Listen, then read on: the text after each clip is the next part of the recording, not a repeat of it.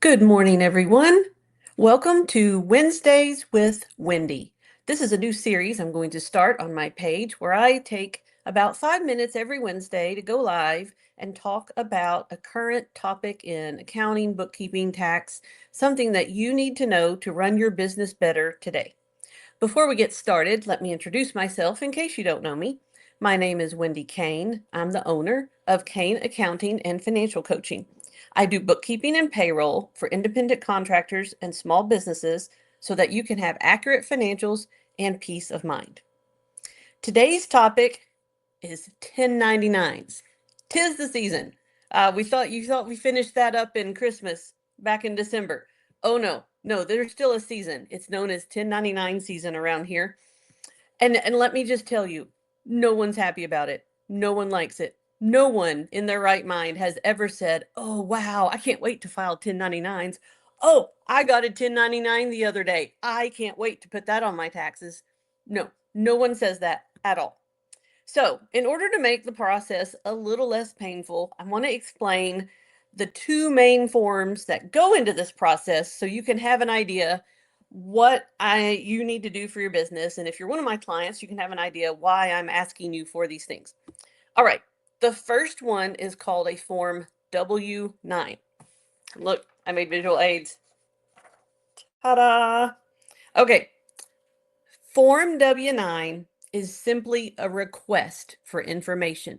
This form stays in your records. It doesn't go to the IRS. What you want to do, you want to get a Form W-9 from each of your vendors, and it's going to ask them for their name, their address, their tax ID number, and their business tax classification. That's like LLC, S Corp, partnership, C Corp. Okay? This form is going to help you know whether or not you need to send them a 1099. Certain people don't get 1099s. Corporations do not get 1099s. The $600 limit, if you don't pay someone more than $600, you don't have to send them a 1099. I won't get into the rules because this video, I could do a whole day long seminar on the rules for 1099s. But the two other main ones you need to know. If you've paid a vendor with a debit card or a credit card, you don't have to send them a 1099. That does mean if you paid them with cash or check, then you definitely have to send them a 1099. Okay, now I've mentioned 1099 a little early. Spoiler alert. Okay, 1099 NEC. They changed this just a few years ago. NEC stands for non-employee compensation. So, if you have an employee, that compensation goes on a W-2. Everybody knows what those are, and those are usually okay. But if their person is not an employee, they're an independent contractor, you potentially have to send them the 1099 NEC. This is the form that is sent to the IRS, and they have to put that amount on their tax return.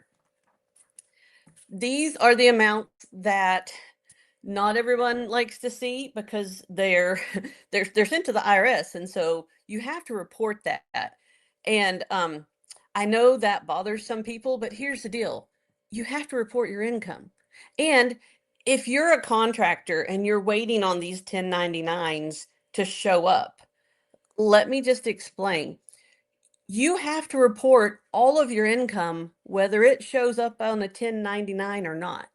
So if you worked for somebody, let's say now you're the contractor and you worked for somebody and they paid you $500. You're not going to get a 1099 because they don't have to send one for the rules, but that amount is still taxable. You still have to put it on your tax return and you still owe tax on that amount. So just because you don't get a 1099 does not mean you're going to get off scot-free. That income is still taxable. It's still reportable. And if you don't report it, there are penalties once the IRS audits you. Okay, last topic. What happens if I don't send 1099s? Well, there's a lot of penalties. They can be steep. The first penalty you can get is if you send it late. and it's, I believe, $60 per form, and it might be per day. I looked it up beforehand, and sometimes I've seen it per day. Sometimes the research I did right before this video, I did not see it per day. So don't quote me on that, but don't be surprised if it is per day. If you think to yourself, who's going to know? How are they going to know? Like, how is the IRS going to know really? And so you want to disregard the form intentionally. That's known as intentional disregard. And those penalties are really steep. The penalty for this year for just going, nah, I'm not going to file these things, is $660 per form. And like I said, that might be per day. So that can be a huge penalty. And they don't have a limit. It just goes up. So however many forms the IRS determines you are supposed to file and you don't file them, I mean, that's a huge penalty. So, like I said, I need to sleep at night. I know you want to sleep at night. I know no one wants to invite the IRS to double check and look at their stuff. So, we're going to follow the rules, we're going to follow the law, and we're going to do the right thing. Anyway, so let's see. We're going to recap. Got to use my visual aids twice now. W-9 is just a request for information. You keep this in your records here in your office. This is just asking them, hey, if you're a corporation, I won't send you a 1099. So if you tell me on this form, I won't send you one. Then once you get the W-9s back and you determine, okay, these people need to get a 1099, this is the form you send. It goes to the IRS and it also goes on their tax return. All right, that is it for today. If you have any questions, put them in the comments below and I will get to them. The rules are complicated, so don't feel like you're going to understand it after this. If you need help, y'all know how to find me. Thanks.